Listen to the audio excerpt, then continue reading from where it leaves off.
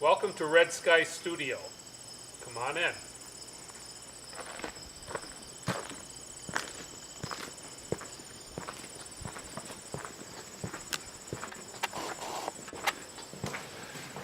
This is our display area for my wife's work and mine.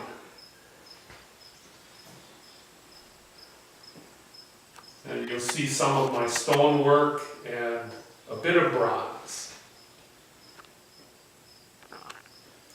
And we can now come into the tool room.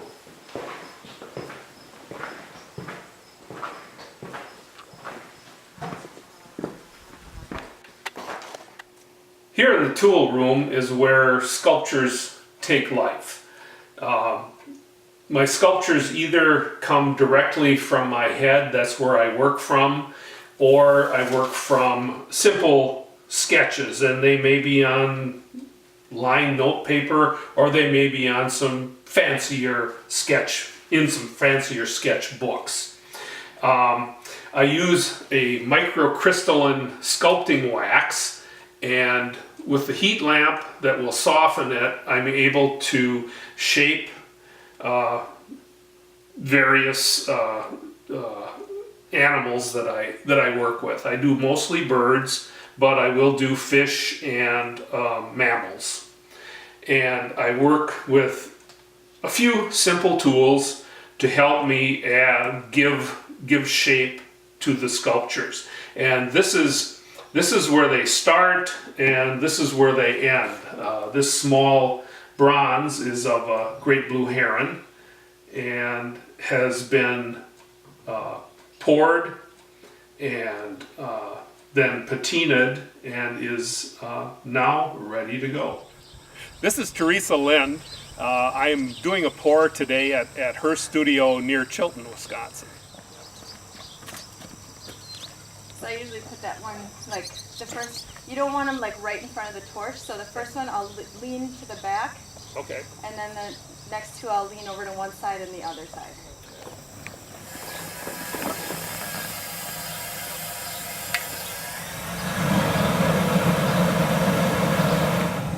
What I'm going to do here is cut a few fiberglass cloth patches. Sometimes the molds, when they're burned out, get small cracks in them, and those need to be reinforced so that when it comes to pouring the bronze into the mold, it won't fail. Here I'm applying this chartreuse colored slurry over the top of the patch. And this slurry is the same material from which the mold is made. So this acts as a seal, and will, we hope, keep the mold from actually breaking during the pouring process.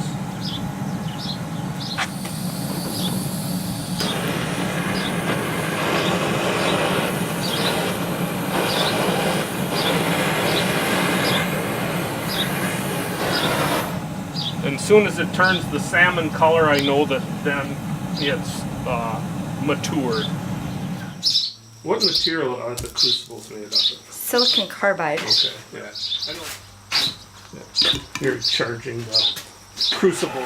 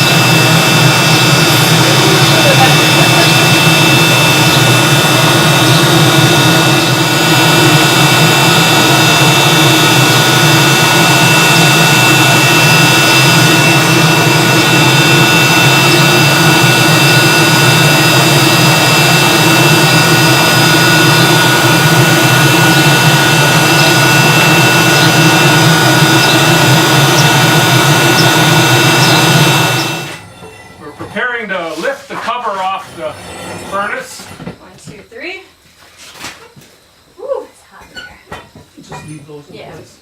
Once we lift the crucible out of the furnace, Teresa will skim the dross off the top. Stuff you don't want in the mold. Okay.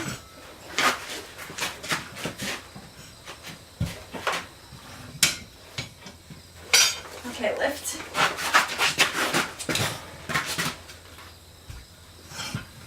Push down and lift off. And go right there. Very clean metal. That's what you get with virgin bronze, brand new stuff.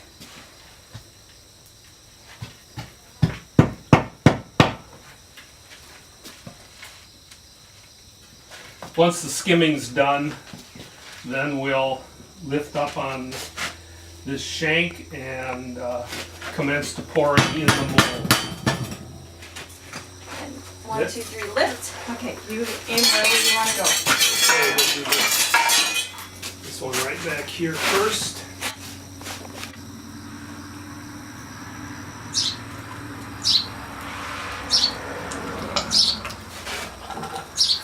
Fill it till it comes out the vent.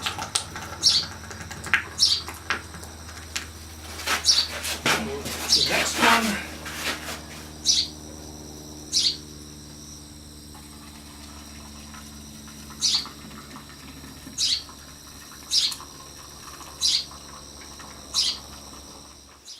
This is the ceramic shell that was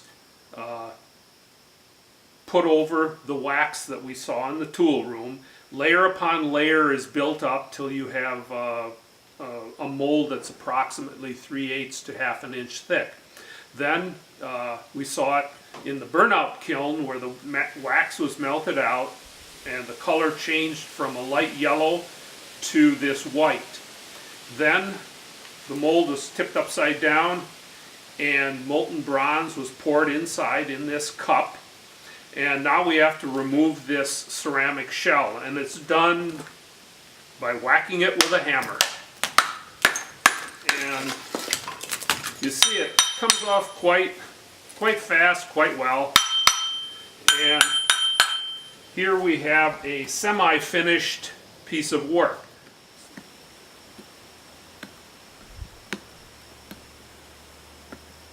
It's important to get all the mold material off because it shows up like crazy when you do patinas.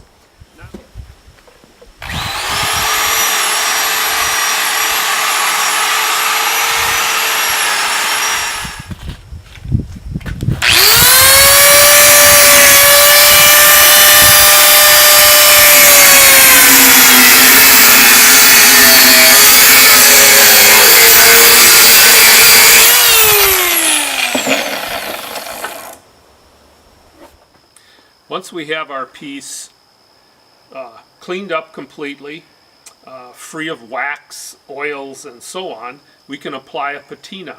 And a patina is a chemical that, along with heat, is applied to the finished piece and gives it some color.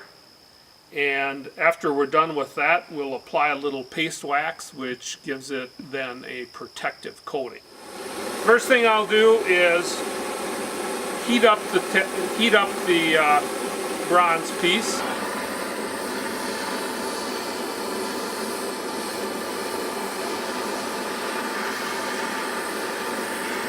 We want this liver of sulfur mixture, which is liver of sulfur is mixed with water, and we want it to just sizzle. So we want to get it well over 200 degrees. Will not hurt the sculpture at all.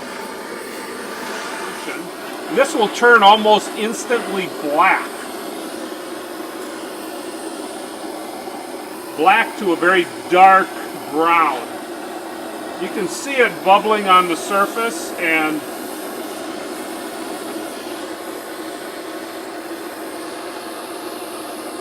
on a nice even coat. So let's put a little wax on this piece.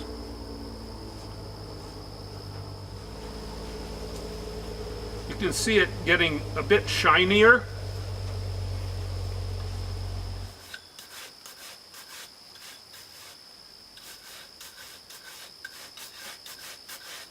But there's a finished bronze sculpture. The process that we've shown here seemed pretty seamless. Doesn't always work that way, but I enjoy my work. I enjoy working, interpreting what I see into something that's physical. And even though there may be hiccups or problems along the way, it's immensely satisfying to do this type of work. I would like to invite you to come into my studio, to my home, and see all the work that's available. It's something that I think is important. Education, I feel, helps people understand why we do what we do, where we do what we do. And you'll find that most of the artists are pretty regular people. We have mortgages, we put our kids through school, and we just do it in a way that's a bit different than most people.